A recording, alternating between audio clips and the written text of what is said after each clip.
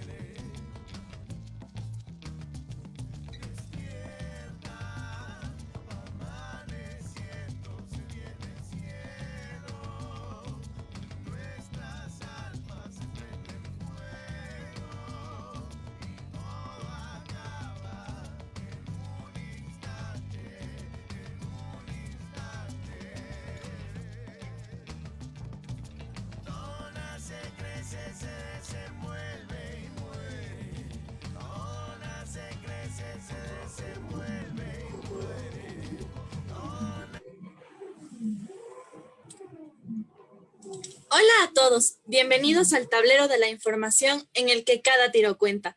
Estamos en una nueva emisión de Tiro de Tres.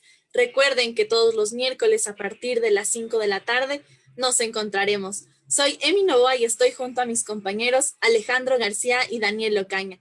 Llegamos recargados de muchos contenidos listos para compartir con ustedes. Hola Dani, ¿cómo estás? Hola Emi, hola Alejo, ¿cómo están? Me encuentro muy bien, feliz de volver a compartir un nuevo programa con ustedes, un programa más de Tiro de Tres. Recuerden a todas las personas que se van uniendo a nuestra transmisión que pueden interactuar con nosotros mediante chat en vivo. Estaremos leyendo cualquiera de sus comentarios, preguntas, conforme vaya pasando la entrevista. También nos pueden seguir en Facebook e Instagram como Tiro de Tres. Vamos a ir empezando. Hola Alejo, ¿cómo estás? Hola Dani, hola Emi. Estoy súper bien y estoy contento de que ustedes también estén súper bien. Y sigan viendo nuestra transmisión en Radioactiva Puse. No se olviden de compartir, de dejar sus comentarios, como lo dijo Dani. Y les recordamos que este programa es producido por estudiantes de comunicación de la Pontificia Universidad Católica del Ecuador. Son las 5:05. Y ha llegado el momento de presentarles a nuestro invitado de hoy. Nos acompaña el abogado especialista en Derecho Procesal, Óscar Obando. Tiene un máster en Criminología y Seguridad, obtenido en la Universidad de Valencia, y actualmente se encuentra cursando un doctorado de Derechos Humanos, Democracia y Justicia Internacional en la misma universidad. Ha trabajado en entidades como el Ministerio de Justicia, la Fiscalía General del Estado, la Agencia de Control y Regulación Sanitaria y Secretaría Técnica de la Prevención Integral de Drogas, y además es socio fundador de Advisors Law Group, consultores y abogados, SAS. Hola, Oscar, ¿cómo estás? Bienvenido. Muy buenas tardes con todos, Daniel, Emily, Alejandro. Muy feliz y con mucho gusto de participar en su programa Tiro de Tres. No, gracias a ti, Oscar, por aceptar la invitación. Vamos a contextualizar un poquito el tema antes de iniciar. El consumo y tráfico de drogas es uno de los problemas más graves dentro de la sociedad ecuatoriana. Este, además, tiene una estrecha relación con la cárcel, aunque no parezca. En años anteriores, los delitos relacionados a drogas tuvieron un incremento exponencial. Por ejemplo, del año 2015 a 2016, los casos de personas privadas de libertad aumentaron en un 85% de estos mismos casos. Aumentaron de 5.296 a 9.087 personas. Incluso para inicios del 2017, el 30% de la población carcelaria estaba relacionada a este tipo de delitos. Tomando en cuenta que este es un problema que afecta a varios sectores de la sociedad ecuatoriana debido a que es un negocio circular, con el pasar de los años han existido regulaciones y entidades encargadas a combatir este tipo de delitos. Sin embargo, hoy en día esto es un problema vigente, que puede fácilmente acabar con la libertad de todos quienes estén involucrados en estas organizaciones criminales.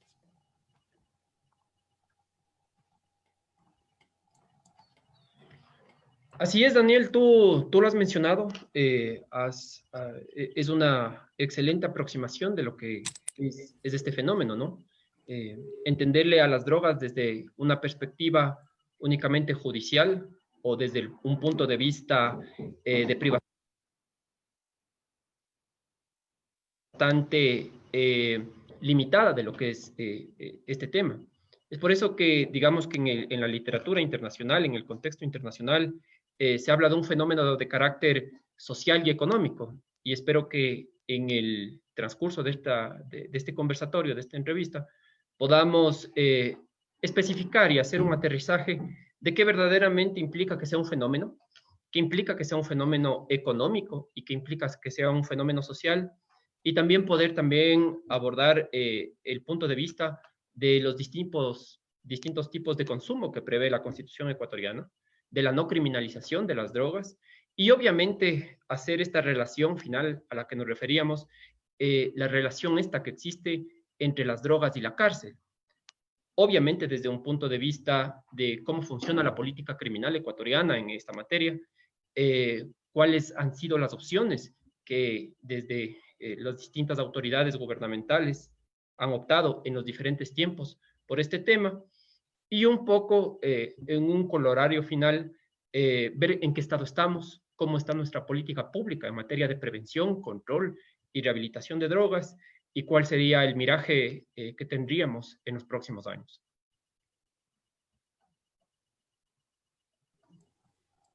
Bueno, Oscar, claro, lo que acaba de contextualizar Dani, pues nos ha abierto a este tema que, como tú dices, es un poco complejo al momento de identificar todos estos aspectos que tienen que ver con la droga y también cómo se maneja en el Ecuador. Entonces, para empezar, pues con las preguntas, queremos preguntarte cuál es la actualidad de las cárceles en el país. Mire, vamos a ver, es una pregunta que va directamente al grano, lo cual es positivo. Yo le definiría como que es grave. La actualidad del sistema penitenciario ecuatoriano es extremadamente grave. Por poner unas cifras, estamos hoy por hoy finalizando este año 2020 con alrededor del 40% de hacinamiento en las cárceles. ¿Qué quiere decir esto en términos prácticos?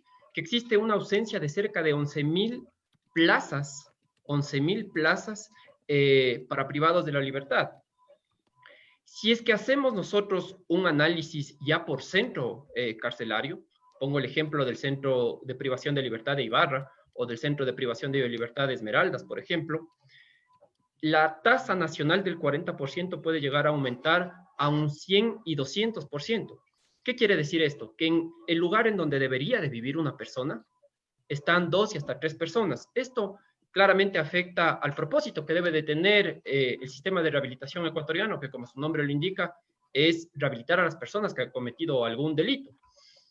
Y adicionalmente, esto también exacerba la convivencia interna de los privados de libertad, sin tomar en cuenta que obviamente la carencia de alimentos frescos, la carencia de agua potable, la carencia de los insumos básicos que necesita un ser humano para vivir, hace que las situaciones se tornen violentas y que obviamente el sistema penitenciario ecuatoriano ni de lejos hoy por hoy cumpla con los roles que está establecido en la Constitución y en el propio Código Orgánico Integral Penal, en el libro de la rehabilitación, ¿no? En la parte de la ejecución de la pena. Gracias, Oscar, por explicarnos y también contextualizar cómo se vive en la actualidad pues la situación en las cárceles. Y pues continuamos con la siguiente pregunta, que es de Alejo. Gracias, Demi. Sí, Oscar, para entrar al tema de cómo funciona esto de el tráfico de drogas, queremos preguntarte justamente, ¿cuál es el índice de personas procesadas por el tráfico de drogas? Mire, el tema de drogas siempre ha sido digamos que un punto que desde que se crearon las convenciones internacionales sobre sustancias estupefacientes, primero en el 68, después en el 80, y varios de estos tratados internacionales a los cuales el Ecuador se ha unido en definitiva, ¿no? Se ha unido con la finalidad de cumplir estos compromisos internacionales, ha merecido una importante atención. Recordarán ustedes que en la década de los 90 teníamos la conocida como Ley 108, que es esta ley de sustancias estupefacientes y psicotrópicas, que de alguna manera generaba una desproporcionalidad en relación a la infracción en la pena. Me explico para ser muy sencillo. Esta ley era muy punitiva y vivía en el Ecuador lo que en el contexto mundial se conocía como la guerra contra las drogas. Entonces, obviamente nosotros tenemos esa herencia de prevenir y reaccionar a través de la mano dura en contra del tráfico, sea este mediano, pequeño o grande. ¿Cómo es la situación actual? Es una situación que nosotros venimos arrastrando de años. Fíjese que en la actualidad el sistema penitenciario tiene a personas privadas de la libertad en un porcentaje más o menos de su tercera parte. Es decir, en cifras muy actualizadas, hoy por hoy nosotros tenemos cerca de 40.000 personas privadas de la libertad, más o menos, de las cuales 11.026 son personas privadas de la libertad por tema de drogas.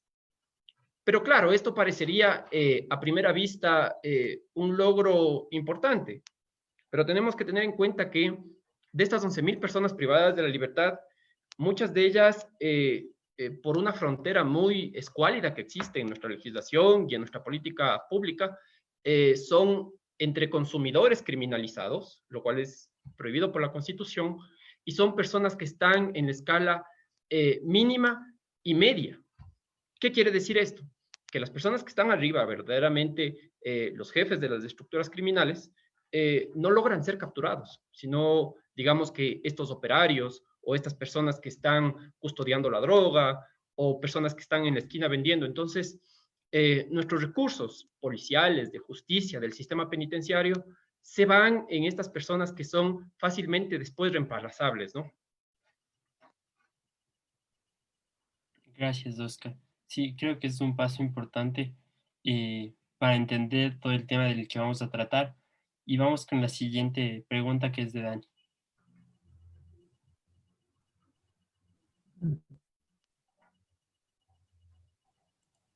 Gracias, Alejo. También a lo largo de los años encargadas de regular tanto los procesos penales o incluso el tratamiento a personas en adicción o que estén relacionadas con este tipo de delitos. Disculpa, Daniel, no te escuché bien tu pregunta. No sé si me podría repetir. ¿Ahí me escuchas bien?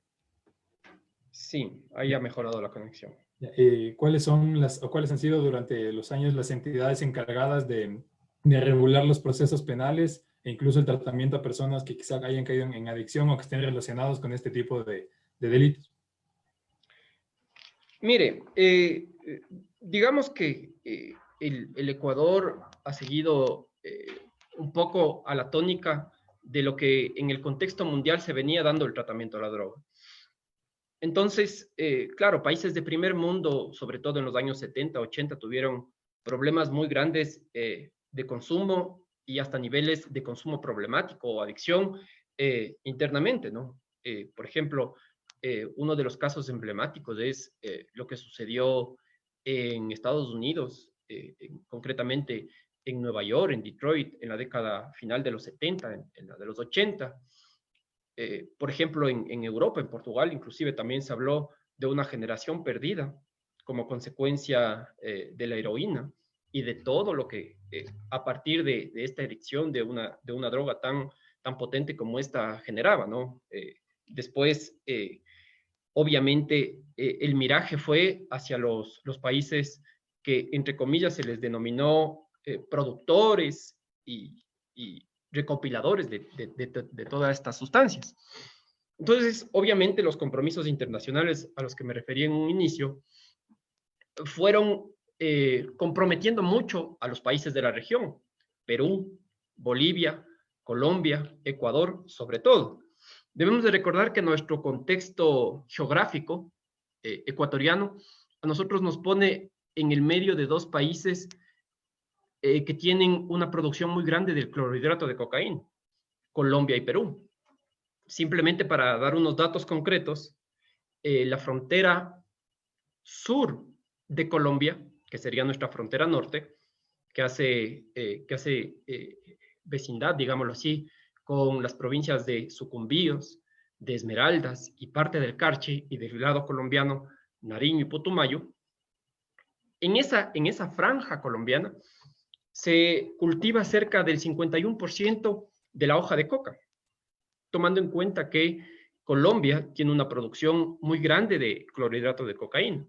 Entonces, obviamente, eso, contrastado con la frontera que nosotros hacemos con el Perú, también le pone al Ecuador en una situación muy comprometedora, ¿no?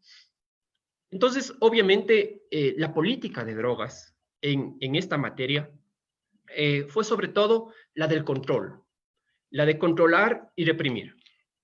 Entonces, ustedes tienen este tipo de legislaciones que hacen eco de estos compromisos internacionales que se daban en el marco de las Naciones Unidas, cuya característica era controlar y reprimir a esta situación. Pero Primer Mundo fue avanzando de manera distinta a nuestros países latinoamericanos y concretamente a la de la subregión andina. Entonces, mientras en Primer Mundo entendían que a través del control y la guerra contra las drogas, esta guerra estaba siendo perdida y apostaban más a otros mecanismos como la prevención, como la legalización inclusive, y como la reducción de daños, y como esta reducción de daños en el consumo, que esperaría que podamos hablar más adelante de este tema, nuestros países latinoamericanos todavía seguían conminados a este control y represión. Entonces, ¿eso qué generaba? ¿O qué se reproducía en el día a día? Legislaciones muy fuertes y cárceles llenas de personas que, indiferentemente si eran consumidores, si eran microtraficantes o traficantes a gran escala, tenían un mismo tratamiento y las cárceles estaban absolutamente, y bueno, hasta ahora, están absolutamente pobladas, digámoslo así, por los eslabones más débiles en toda esta cadena que es el narcotráfico, el microtráfico o inclusive el consumo. Entonces, tú, Daniel, me decías qué instituciones se dedicaron. En un primer momento, no sé si ustedes recuerden, había el CONCEP. Este CONCEP, sobre todo, tenía, digamos que, una política de control y después le dieron atribuciones desviando la naturaleza para la que fue creado de administración de bienes producto del narcotráfico. Entonces, digamos que tenía una institucionalidad un tanto débil y difusa.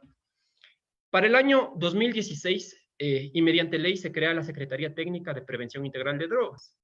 Y este año es muy importante, el 2016, porque realmente el mundo, en un contexto internacional, en una conferencia que hubo en el marco de las Naciones Unidas, reconoce que la guerra contra las drogas, darle guerra a las drogas, fracasó.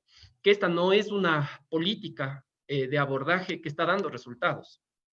Y los estados en el marco de este concierto internacional dijeron, vamos a prevenir el consumo desde edades tempranas, vamos a prevenir desde la escolaridad, vamos a hacer una prevención universal y después una prevención de carácter más personalizada en ámbitos educativos, en ámbitos familiares. Y en ese mismo año, en el 2016, Ecuador crea por primera ocasión una secretaría con un carácter preventivo. Para el 2017, inclusive, a finales del 2017, comienzos del 2018, Ecuador lanza un plan de prevención integral del fenómeno socioeconómico de las drogas, reconociendo que el consumo es un tema de salud pública. Esto también sufre un vaivén político, ¿no? Lamentablemente, en marzo del 2018, se lanza un plan de prevención integral con una visión de derechos humanos, con una visión de salud pública frente al consumo, en donde ponía a esta secretaría que les comento, a esta secretaría técnica, en el centro para coordinar con otras instituciones la ejecución de una política pública, de un plan de 4 años, pero sin embargo, meses después, para mayo del 2018, el mismo gobierno que lanzaba el plan elimina la Secretaría Técnica de Drogas. Entonces, ahí vemos un poco de incongruencias en la política por parte de las autoridades que en ese momento estaban a cargo de manejar el tema de prevención de drogas. Hoy por hoy, digamos que una política de prevención ejecutada es muy ausente, ¿no? Es casi diminuta, se podría decir. Gracias, Oscar. Me quedo bastante con esto de quizá, que se dieron cuenta que quizá luchar hoy en día con el negocio del narcotráfico es un poco difícil por la realidad que este negocio tiene, y más se enfocaron en quitar o intentar quitar este problema de raíz, que creo que es bastante importante, y también darnos cuenta de lo que se ha hecho aquí en el país. La secretaría de la que tú eras, Secretaría Nacional, perdón. Es una Secretaría Técnica de Prevención de Drogas. Eso tuvo una vigencia más o menos de 1 año y 8 meses aproximadamente.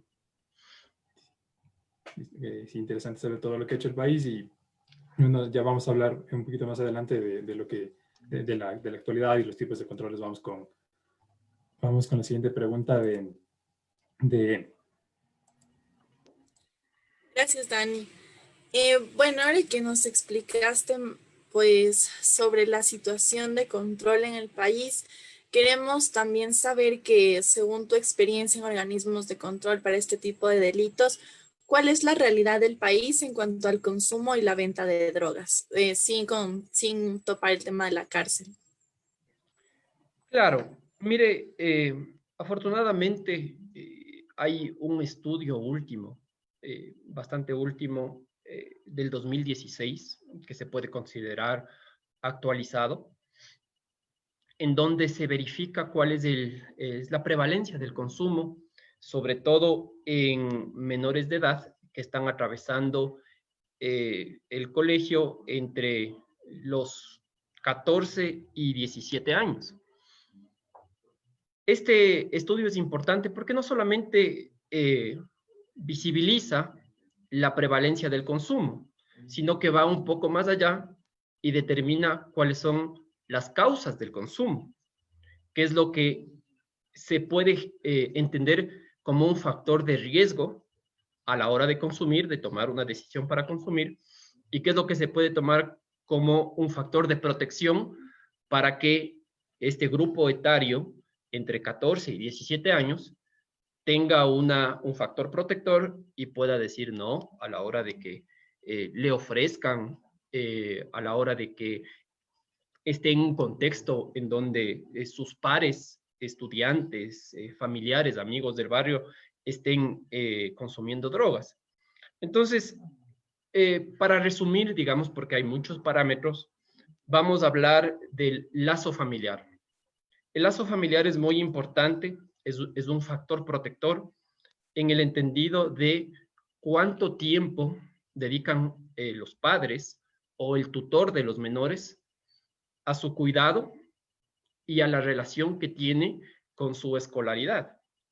Entonces, se podía visibilizar en este estudio, que de hecho está colgado en el Internet, se podía visibilizar que existe un 30% menos de prevalencia en el consumo, es decir, existe un factor protector cuando los padres dedican más tiempo a compartir la tarea con sus hijos, a compartir espacios familiares, o se dedican, por ejemplo, los fines de semana a hacer actividades fuera de casa. Entonces ahí tenemos un factor de protección muy importante. Sin embargo, existen factores de carácter ambiental, se podría decir, de aquello que nos rodea. Entonces, se ha logrado determinar que los espacios de pobreza, de exclusión, en donde, por ejemplo, faltan servicios básicos como agua potable, luz eléctrica, calles asfaltadas, o el mismo acceso a educación y salud de calidad es un factor de riesgo muy grande y esto aumenta en el mismo porcentaje que les acabé de comentar la prevalencia del consumo. Sin duda, digamos que el consumo, existen varios tipos de consumo acá en el Ecuador. Tenemos la presencia también de un consumo problemático de adicciones. Por ejemplo, en Guayaquil se logró descubrir que en determinados sectores, porque esto también se lo hizo de manera geográfica y sectorizada, partiendo inclusive por barrios, había un barrio específico, existe un barrio específico de Guayaquil, con un consumo de lo que popularmente se conoce como la H, que no es otra cosa más que una heroína degradada o una heroína cortada con otras sustancias. No es pura, digámoslo así, es cortada con distintos medicamentos incluso para que genere volumen. Y claro, eso generó muchísimo problema en determinados barrios de Guayaquil. Pero lo más interesante viene a continuación, porque así como el sistema de rehabilitación social para el caso de personas que delinquen, el sistema de rehabilitación para las personas que tienen un problema con un consumo problemático, no existen las suficientes camas o plazas para atender a estas personas en centros de tratamiento de adicciones, en los CETATs, ni tampoco existen las suficientes camas en los hospitales para atenderlos de manera ambulatoria. Entonces, justamente esto es lo que hay que tratar de prevenir, ¿no? Hay que tratar de primero prevenir y después tratar, porque la solución, sin duda alguna, no está en criminalizar al consumidor, no está en encontrarle a una persona fumando en un parque o a varias personas que estén debajo de un puente, que es lo que se pretende. Muchas veces el discurso político es muy populista, pretende que las personas se escondan y hagan estas actividades a escondidas. No está en privarles de su libertad. Esto debe de ser abordado desde el punto de vista de salud pública, porque realmente una adicción a una droga fiscalizada, sujeta a control, o el alcohol o el tabaco, que produce, por ejemplo, mucho más muertes que las mismas drogas sujetas a fiscalización, son adicciones y deben de ser tratadas desde una arista, primero, de derechos humanos, y segundo, desde un punto de vista de salud pública, con un tratamiento de carácter sanitario. Qué interesante, Oscar, todo lo que nos cuentas, porque, pues claro, la situación del país, como tú dices, se da por diferentes factores, como uno de los que nombraste, que es la situación del hogar. Y estos factores, pues, hacen que las personas, y en este caso específico, los jóvenes, consuman. Entonces, es muy interesante cómo este estudio que se ha podido obtener y que es el más reciente, nos dé estos datos alarmantes para la ciudadanía. Y bueno, para continuar, pues seguimos con Alejo. Gracias, Emi. Sí, Oscar, justo nos contaste esto de que las personas, o sea, que las redes en sí no son las que se cierran cuando se encierra a una persona de la banda. Queremos saber cómo funciona esto de las sanciones debido al tráfico y tenencia de drogas. Gracias por tu pregunta. Es una excelente pregunta que nos permite hacer una puntualización. Esto para ustedes, estimados contertulios, pero también para las personas que nos escuchan. Un discurso de prevención y de no criminalización de las drogas no puede verse confundido o inclusive tergiversado con un discurso de impunidad. Lo que se dice y lo que se aclara desde un punto de vista desde los derechos humanos y desde un tratamiento sanitario de salud pública a las personas que tienen adicción, es que se cumplan los preceptos constitucionales. La Constitución del Ecuador en el 2008 reconoció que el consumo debe de ser tratado desde un punto de vista de un problema de salud pública y además existen varios tipos de consumo. Usted tiene, por ejemplo, un consumo recreativo, tiene un consumo habitual, tiene un consumo experimental y también existe un consumo problemático. Ni la prevención lo que pretende es incentivar a que la gente consuma, todo lo contrario. La prevención es justamente evitar que la gente consuma, prevenir desde edades tempranas. Ni el concepto de no criminalización significa impunidad. Vamos al tema del control. El control obviamente se ejerce desde la normativa. La normativa nos da parámetros en los cuales a una persona se le puede, claro que estos parámetros son un tanto difusos o muchas veces los actores políticos se han concentrado mucho en confundir estos temas, pero vamos a tratar de explicarlos de la manera más clara posible. Hay una diferencia muy grande entre el consumidor y el traficante, sea este en mínima, en mediana o en gran escala. El consumidor, sin duda alguna, hay que entenderle como una persona a quien hay que derivarle a los sistemas sanitarios y sociales, porque ya decíamos que una persona que tiene un problema de consumo no necesariamente es porque un día amaneció y dijo yo quiero ser consumidor de droga, sino hay varios factores que le han conducido justamente al lugar en donde está.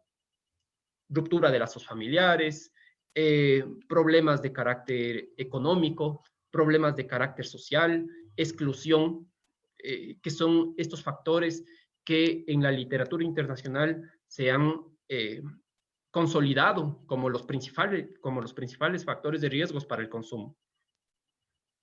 Por otro lado, tenemos a las personas, a grupos completamente organizados de delincuencia organizada que se dedican al tráfico internacional, pero no solamente al tráfico internacional, sino a la siembra, al cultivo, a la producción, a la distribución.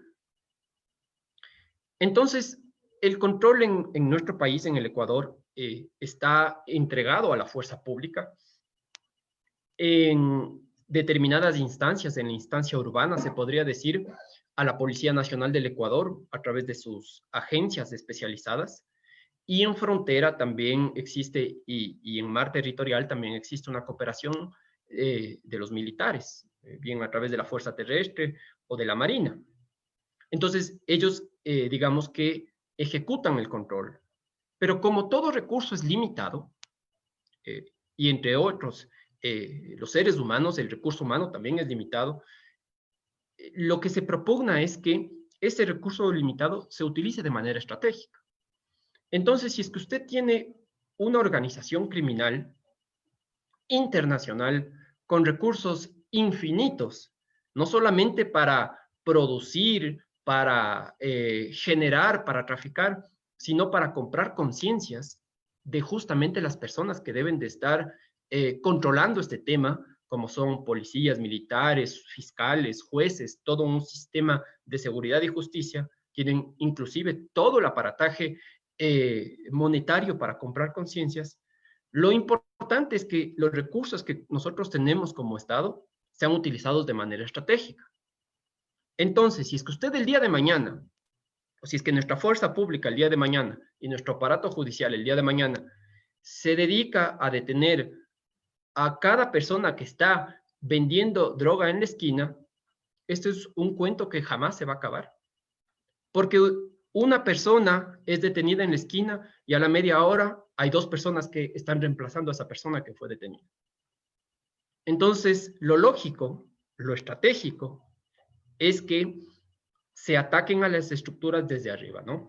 Que se cierre la llave desde arriba, para que las personas que se surten de estos grandes distribuidores no encuentren toda esta fuente por medio de la cual generan el microtráfico.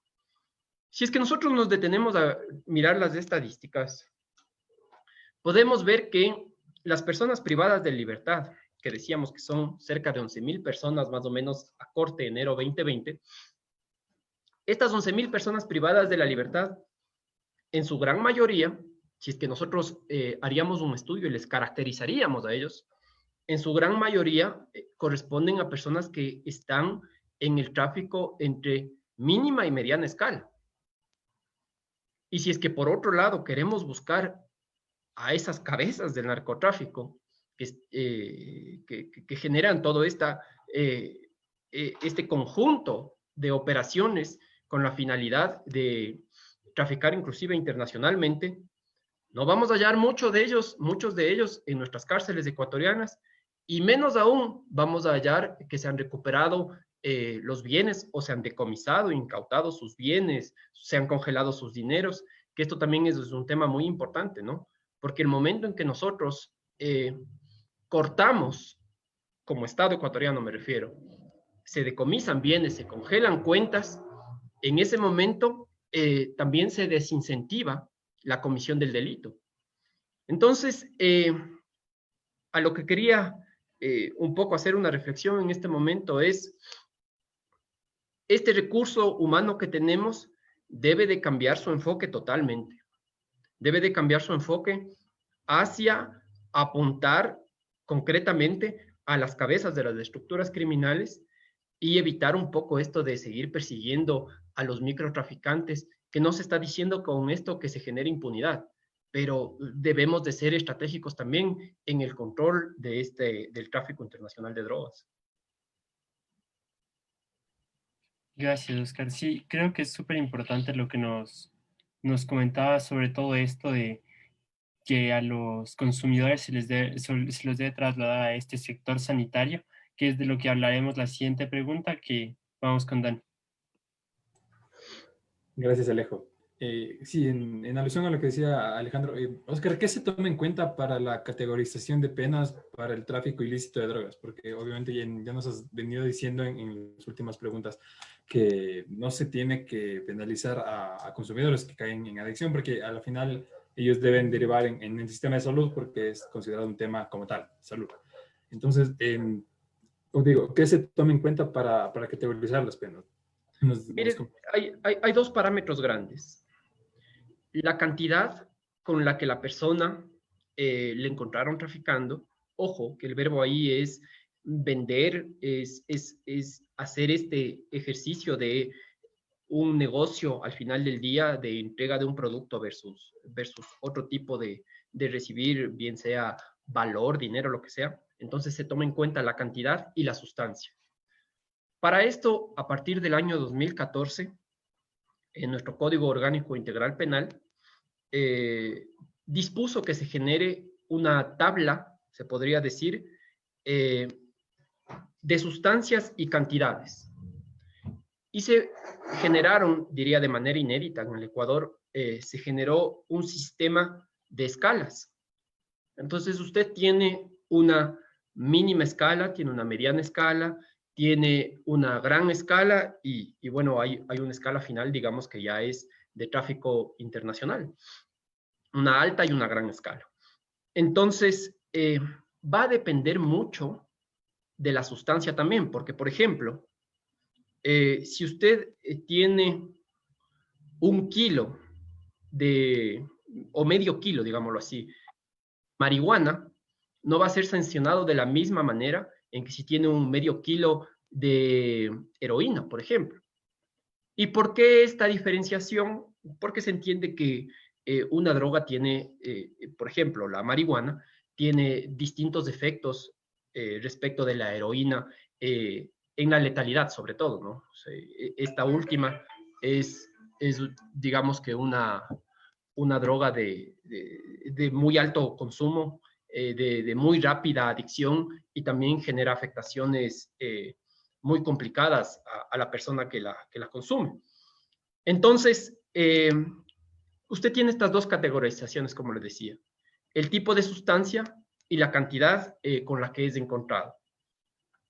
Esto es positivo y esto es de lo que se podría decir una reforma positiva y progresista, porque de alguna manera tiende a aterrizar un principio constitucional que tenemos, que es de la proporcionalidad de las penas. Hay que recordar que una pena debe de ser proporcional a la infracción que se comete.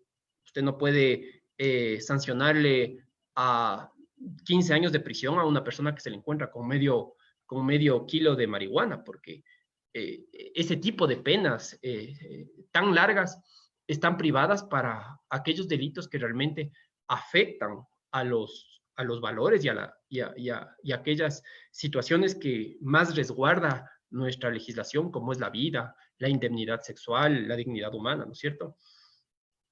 A diferencia de este sistema de escalas que se creó a partir del 2014, anterior a eso, en la ley 108 de la década de los 90, teníamos una desproporcionalidad en las penas. Entonces, una persona que era encontrada, digamos que en el mismo ejemplo, con medio kilo de heroína, era sancionada de la misma manera que si es que le encontraban con 30 kilos de heroína. Entonces, inclusive esto desde una dimensión criminológica incita al delito, porque en una reflexión que puede hacer la persona que trafica, dice, si es que por medio de kilo de cocaína me voy, y si es que me atrapan, me voy preso, si es que trafico medio kilo o 30 kilos, entonces prefiero traficar los 30 kilos, porque si es que salgo victorioso de este tráfico, mis ganancias son mayores.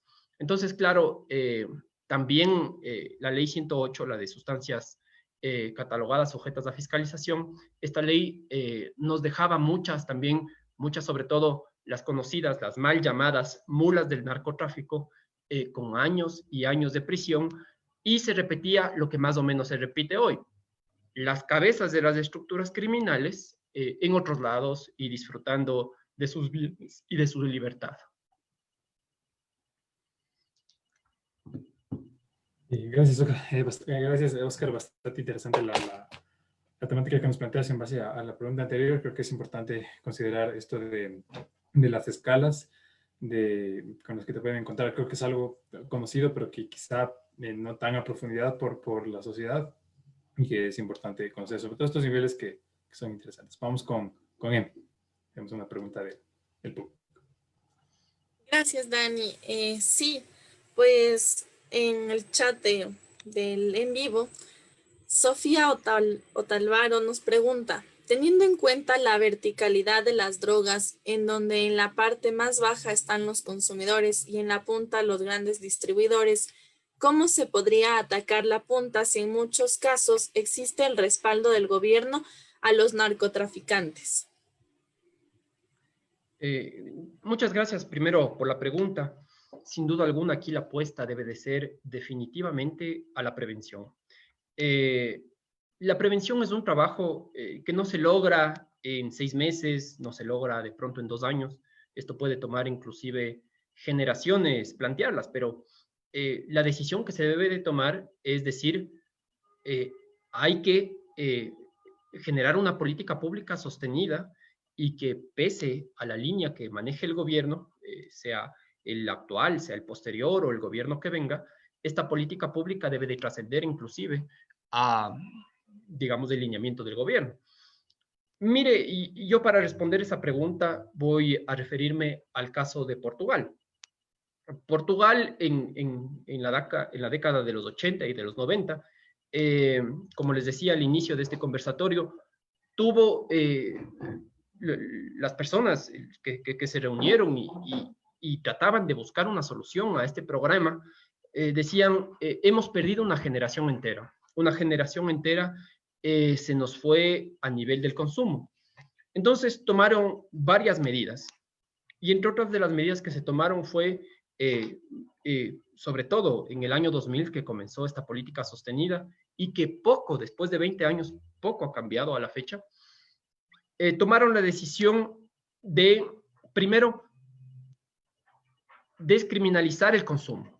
Entonces dijeron, vamos a ver, nosotros no podemos seguir metiendo presos a las personas que consumen. Tenemos que tratarles desde un punto de vista de la salud pública. Esto hace 20 años lo hizo Portugal.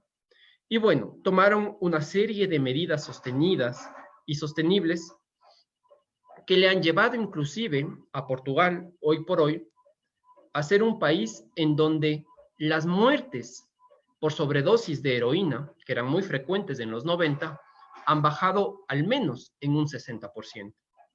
La prevalencia del consumo, que como les decía, en los años 80 y 90 se calificó como una generación enteramente perdida, también se han reducido.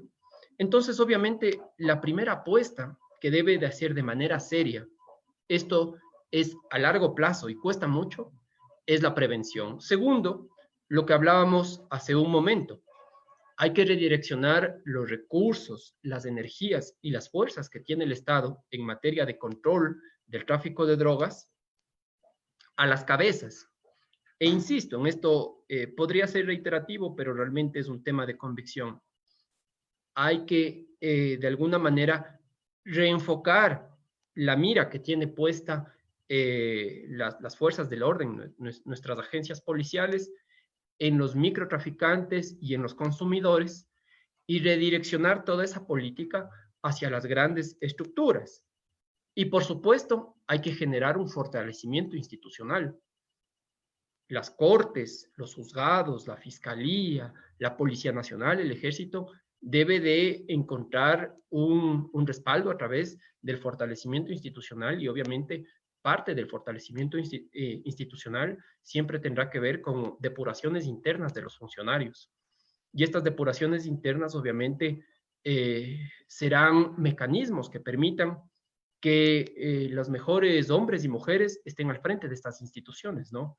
Mire, esta pregunta me hace acuerdo a lo que alguna vez reflexionaba el secretario de Seguridad de México, y decía que las estructuras criminales mexicanas, que obviamente es un fenómeno muy distinto al que nosotros tenemos aquí en Ecuador, pero tampoco es algo muy alejado, el secretario de Seguridad de México, que sería aquí como el ministro del Interior o el del gobierno, decía que las estructuras criminales mexicanas tienen la suficiente solvencia económica para corromper cerca de 11,000 voluntades de agentes y de jueces que estaban a cargo del control de drogas. Entonces, este es un tema extremadamente serio, extremadamente a largo plazo, y que soluciones que podrían parecer agradables al oído o soluciones de carácter populistas, lejos de erradicar el problema o lejos de erradicar el fenómeno, lo que simplemente hacen a largo plazo es agravarlo, ¿no? Porque si usted tiene un cúmulo de personas que van a los centros de privación de libertad, y en esos centros de privación de libertad, las cárceles, lejos de rehabilitarse o de reinsertarse, lo que hacen es convivir las personas que tienen prisión preventiva con los sentenciados en un medio en donde la droga es muy accesible también dentro de los centros de rehabilitación social. Lejos de rehabilitarle, posiblemente lo que está haciendo es generar que esas personas, cuando recuperen su libertad, no hagan otra cosa más que apuntar al delito como medio de subsistencia. Entonces, el eje de rehabilitación también es muy importante en la prevención del crimen y del delito. Gracias, Oscar, por comentarnos y responder a Sofía. Esperamos que hayamos resuelto tus dudas en cuanto al tema. Y pues, siguiendo con las preguntas, te quiero decir, ¿existe un aumento de la pena para los PPL en caso de consumir drogas dentro de la cárcel? Y también, ¿existen programas de rehabilitación que tengan problemas de adicción a las drogas? ¿Cómo se maneja esta situación dentro de la cárcel? Mire, hay un delito que se incorporó a partir del año 2014 en nuestro ordenamiento jurídico, que es el ingreso o la tenencia de objetos prohibidos dentro de los centros de rehabilitación social. Y el mismo delito, digamos que la misma construcción de este tipo penal, que sanciona de 1 a 3 años más o menos cuando una persona ingresa a un centro de privación de libertad con un objeto prohibido, o aquel privado de la libertad que es encontrado con un objeto prohibido, también es, digamos que, sancionado incluso cuando está dentro de la cárcel. Esta tipificación no nos ha dicho qué debemos entender como un objeto prohibido, ¿no? Entonces, digamos que esa es una falencia tremenda en materia penal, porque deja a la discrecionalidad de la persona que aplica o ejecuta este tema. En este caso sería la policía o el guía penitenciario o la autoridad administrativa del Centro de Privación de Libertad. Digamos que por algunos años se continuó este tipo de carácter abierto de esa manera. Después se ha generado, entiendo que a través de la institución correspondiente se generó un reglamento que dice objeto prohibido es, por ejemplo, un cargador de celular, un celular, etc. Entonces, se ha catalogado que alguna sustancia catalogada sujeta a fiscalización, digámoslo así en términos más sencillos de entender, la droga es un objeto prohibido. Entonces, una persona que es encontrada con droga dentro de un centro de privación de libertad será sancionado dependiendo de la circunstancia en la que le encontraron, como por este tipo penal, como tener un objeto prohibido o portar un objeto prohibido, o si es que le encontraron, digamos que microtraficando dentro de un centro de privación de libertad, podría ser sancionado incluso dentro del centro por este tipo penal. Entonces, la respuesta es sí. Si es que una persona es encontrada, una persona privada de libertad, un preso, es encontrado en una cárcel con droga, podría ser merecedor de una nueva causa penal y posiblemente de una nueva sentencia que de alguna manera se acumularía a la pena que esté cumpliendo. Ahora, mire, la situación de los centros penitenciarios, y con esto regreso a lo que comenzamos diciendo, la situación de los centros penitenciarios realmente es muy lamentable en nuestro país. Es algo que debemos de todas las personas, que creemos en la defensa de los derechos humanos, que creemos en la dignidad humana, que creemos inclusive en que cualquier ser humano merece las condiciones mínimas para vivir, nos debe de llamar profundamente a la preocupación. Es solamente en el lapso último de 12 meses tenemos cerca de 20 personas privadas de la libertad que han muerto dentro de los centros. Esto en cualquier país, en cualquier país, en un país de primer mundo o en un país en vías de desarrollo como el ecuatoriano, debe de llamar absolutamente la atención. Porque el momento en que uno ingresa a un centro de privación de la libertad, pierde básicamente como ser humano varias facultades. Primero, la libertad, ¿no? Esa libertad ambulatoria y de tránsito de uno dirigirse a donde va. Segundo, queda absolutamente tutelado por el Estado. Uno se levanta a cierta hora, come cuando le dicen, duerme cuando le dicen, no tiene derechos sino aquellos que se generan dentro de las cárceles, que no son muchos, come lo que le dan, no tiene acceso en tiempos como los actuales a una computadora, digamos que queda absolutamente tutelado por el Estado.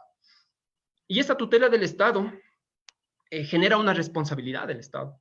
Entonces, el momento en que una persona pone un pie en un centro de rehabilitación social, el Estado es responsable por la integridad, vida de esa persona. De hecho, la Constitución del 2008 establece que les establece a las personas privadas de la libertad como un grupo vulnerable, porque por esta tutela que el Estado básicamente se apropia del privado de la libertad. Entonces, 20 muertos, cerca de 20 muertos, no tengo el dato estadístico en este momento, lamentablemente exacto, pero en 12 meses, esta cantidad de muertos es algo inconcebible y alarmante. En estas circunstancias de hacinamiento, en circunstancias en que las personas que han tenido el desfortunio, digámoslo así, de visitar el estado de cómo está una persona privada de la libertad, carencia de alimentos frescos, carencia de agua, carencia de baterías sanitarias, una rehabilitación en materia de adicciones es muy complejo. Yo entiendo que los centros de rehabilitación social de carácter regional, que se dominan estos, al centro en Turi, que está ubicado en Cuenca, al de La Tacunga y al de Guayaquil, digamos, tienen una infraestructura, pongámosle una infraestructura moderna, por decirle de alguna manera. No diría mejor, pero moderna, una infraestructura mayor. y ahí está incorporado un componente de salud a través de médicos del Ministerio de Salud. Pero realmente desconozco que exista un programa serio, sostenido y financiado, que es muy importante, para rehabilitar a las personas con adicciones dentro de los centros de rehabilitación social.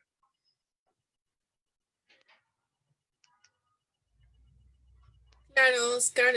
Bueno, retomando este tema que tú ya nos habías conversado al principio, que es la falta de cubrir, ¿no?, estos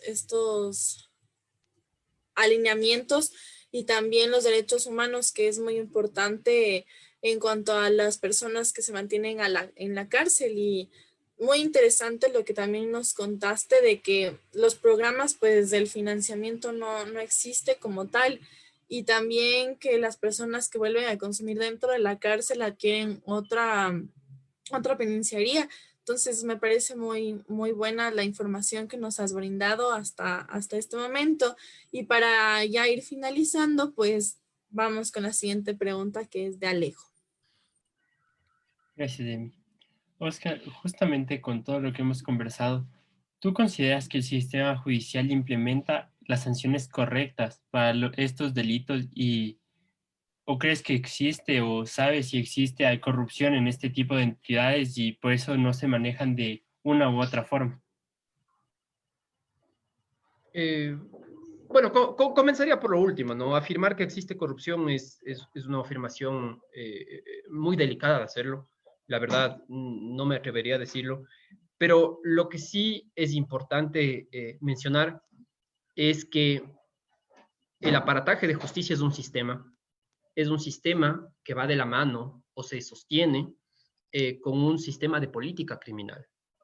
Entonces, entre otras cosas, más allá de la normativa, que es la que aplican los jueces en materia penal y los fiscales también, debe de estar acompañado esto de planes, programas y proyectos que no solamente le vean al tema, no le vinculen, no le relacionen directamente a las drogas, al consumo, al microtráfico con la cárcel, porque esto va a ser un círculo vicioso que todo el tiempo va a hacer que gente entre y salga de las prisiones, entre y salga de las prisiones. Y yo creo que al igual que Portugal hablaba de generaciones perdidas, el Ecuador también está en serias dificultades en ese sentido, ¿no?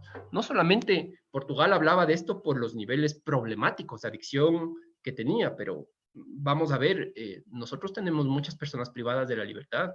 La tercera parte de la población penitenciaria está privada de la libertad por materia de drogas, y muchos de ellos en mínima y en mediana escala, y los de mínima escala muchas veces consumidores que no se les ha logrado diferenciar respecto de microtraficantes. Entonces, ahí hay que poner un ojo, ¿no? Entonces, los jueces y los fiscales, al final del día, ellos en materia penal lo que hacen es aplicar lo que tienen, aplicar una legislación, aplicar el Código Orgánico Integral Penal, aplicar atenuantes cuando existe, aplicar agravantes cuando existe. Y lamentablemente en materia penal, bueno, no lamentablemente, pero digamos, en materia penal, en este tipo de delitos y en cualquier otro catálogo de delitos, tanto Fiscalía como el Consejo de la Judicatura, representado por los jueces, tiene simplemente que hacer una aplicación de la norma. Entonces, digamos que el sistema judicial siempre se va a ver de alguna forma limitado a lo que la norma penal le conmina. En ese sentido, lo importante aquí, como les decía, es cambiar el viraje, hacer un viraje distinto a esta situación.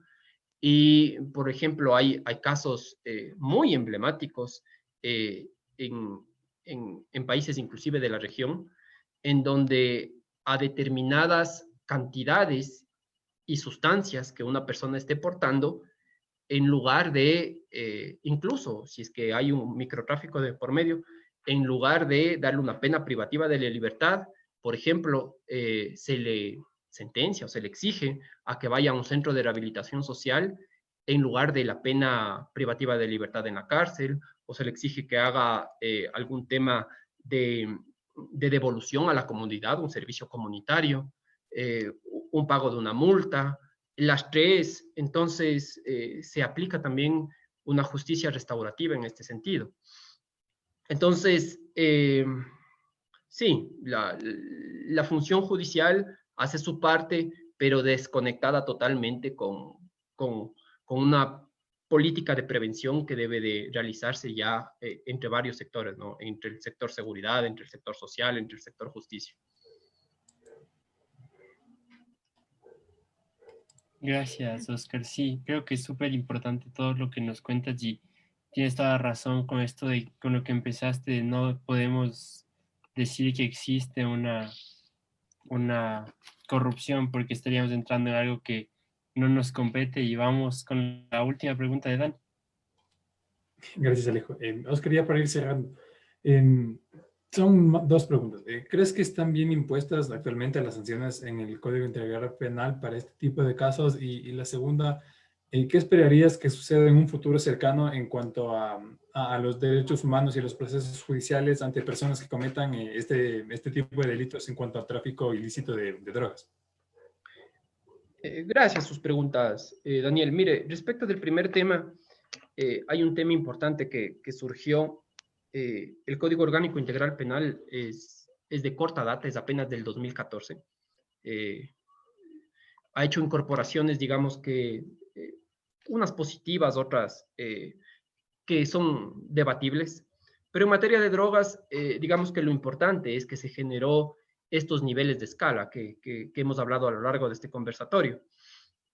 Y eso permitió que se aterrice este principio de proporcionalidad recogido en esta Constitución, en la del 2008, y a lo largo de la historia constitucional ecuatoriana, por lo menos aquellas constituciones que ya empezaron a reconocer la proporcionalidad entre la infracción y la pena.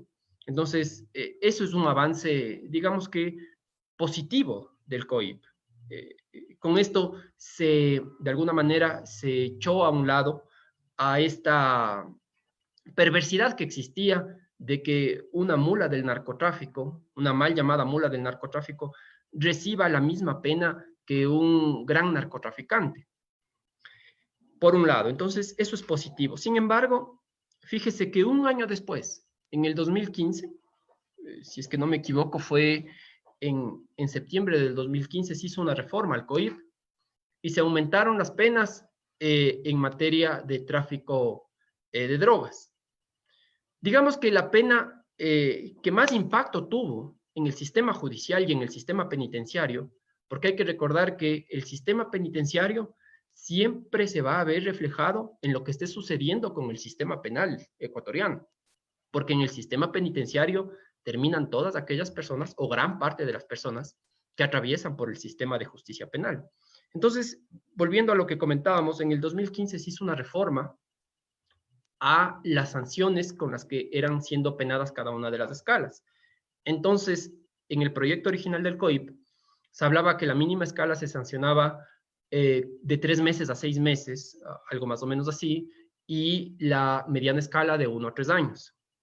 Sin embargo, con la reforma, la mínima escala pasó a ser sancionada de 1 a 3 años y la mediana escala de 3 a 5 años, es decir, se subieron las penas. A las personas, a los políticos que propugnan que elevar las penas elimine el fenómeno, sería bueno consultarles, si es que tienen algún estudio de carácter estadístico y con relevancia en evidencia, que diga que si subir esas penas eliminó el delito. Lo que sí les puedo decir, con base estadística y con datos generales, es que, tengo los datos aquí, las personas privadas de libertad, después de esta reforma, de una sola reforma judicial, subieron un 85%. ¿Qué sucedió? Que en la mínima escala, al subir de 1 a 3 años, se abrió la puerta a la prisión preventiva. Y la prisión preventiva es muy utilizada en nuestro país, pese a que constitucional e internacionalmente es una medida de carácter excepcional, es decir, que casi nunca hay que utilizarla, casi nunca, ya cuando es muy necesario hay que utilizar esa medida. Sin embargo, hay estudios que, por ejemplo, determinan que la prisión preventiva se utiliza en un 80% en los delitos relacionados con las drogas. Entonces, usted al subir de 1 a 3 años, le permitió que se cumpla uno de los requisitos sine qua non de la prisión preventiva, y es que el delito sea sancionado con 1 a 3 años. Después de eso, dio paso a que el sistema penitenciario realmente se colapse. Ya le digo, subió en un 85% las personas privadas de la libertad por delitos relacionados con las drogas. Y claro, la cuestión que nos debe de llamar aquí a la reflexión es, ¿a quién se afectó? Se afectó a las personas de mínima y mediana escala, nuevamente, cuando, insisto, todas las fuerzas, toda la estructura, toda la energía del Estado deben enfocarse a aquellos que están arriba de las estructuras criminales. No sé si con eso contesto la primera pregunta, y si es que me haces el favor de repetirme la segunda, que en la conversación se me fue. Claro. ¿Qué esperarías que suceda en un futuro cercano en cuanto a derechos humanos y procesos judiciales ante personas que cometan delitos en cuanto al tráfico ilícito de drogas? Mire, mi expectativa como ciudadano y como una persona que realmente quisiera que las cosas cambien en nuestro país, en varias materias y en esta materia también, es que el Estado tome en serio a este fenómeno. Lo tome en serio la clase política, el gobernante, tome en serio que este es un fenómeno que no se erradica con la judicialización. Este es un fenómeno que hay que tratarlo desde el punto de vista de la prevención. Este es un fenómeno que hay que atacar a las causas. Es como cuando uno tiene fiebre.